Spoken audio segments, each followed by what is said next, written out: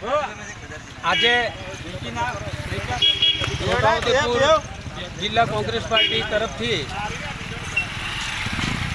Jetpur Pavi one કુટીર સહી ઝુંબેશ કાર્યક્રમ રાખી અને દરેક પબ્લિકનો અવાજ બની અને દરેકે એમનો સહી અંગૂઠો કરી અને એમની તમામની સહી સાથે એમનું ગામ અને એમનો મોબાઈલ નંબર. કાલે કોઈ વહીવટીતંત્ર એવું ના કહે કે ખોટી કોઈની સહી છે. આ પુલ આશરે 1.5 વર્ષથી જર્જરિત હાલતમાં હતો.